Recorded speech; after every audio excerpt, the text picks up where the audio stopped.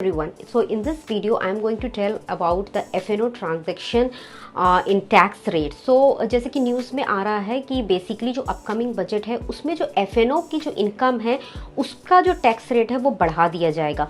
तो एग्जैक्टली क्या है, क्या इस रूल में लाया जाएगा और एग्जैक्टली क्या इसको बढ़ाने से रिटेल ट्रेडर्स को सच में ये बेनिफिशियल है या उनके लिए यूजफुल नहीं है, क्योंकि कई एस्पेक्ट्स हैं. There are many aspects to this because it is just not that increasing the tax on this income will benefit the normal traders or retailers, but there are other angles to it how this is going to help the government as well in the taxation. because अभी ऐसा होता है कि इस tax की वजह से इसके जो लॉसेस होते हैं वो दूसरे इनकम में शो करते हैं. तो ये सब मैं इस वीडियो में कवर करूंगी. So please stay tune for the detail description of this rule.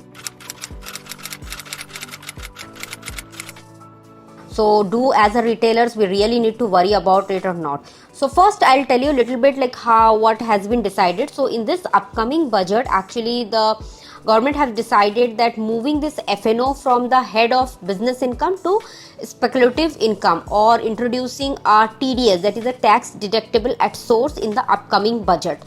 So initially what happen is F&O को एक बिजनेस इनकम में लाया जाता था. तो जैसे भी आप एक बिजनेस को जब डिक्लेयर करते हैं, जैसे आप टैक्स फाइलिंग करते हैं, तो same was in the case of F&O.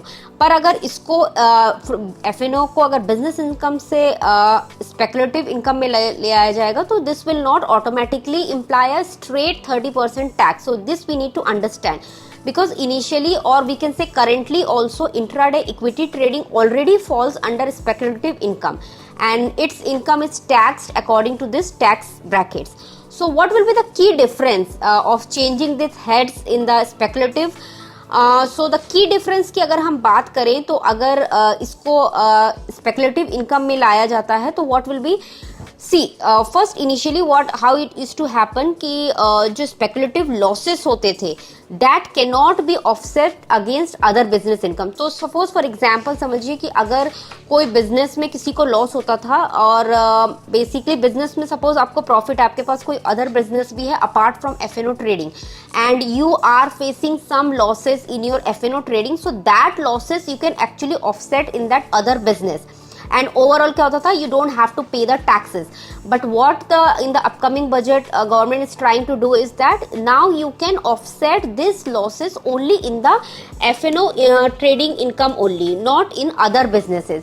And एक और चीज आएगी कि losses can only be carried forward for 4 years, like unlike it was 8 years in the previous business income.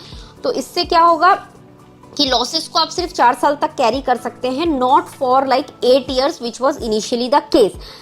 But again, talking about it, definitely government need to introduce a separate section and explicitly specify if they intend for an F&O income to be taxed at a straight 30%. तो इसके लिए एक separate section government को करना पड़ेगा. Similarly जो कि अभी फिलहाल क्रिप्टो इनकम के लिए या लॉटरी इनकम के लिए है, उसी तरह से F&O income should also be taxed at a straight 30%. So for that they have to bring a separate section. So as a retail trader don't need to worry much कि बहुत कुछ loss हो जाएगा, या it is just to kind of differentiate between two different types of taxes and have a separate tax for F&O trading. and most importantly जो losses वाला part है जो मैंने explain किया, वो particularly आप F&O का loss F&O के income में ही show कर सकते हैं rather than showing it in the other business income. So I hope this video is useful, and what do you think? What is your views about this? Please do comment in the comment section below. Thank you everyone.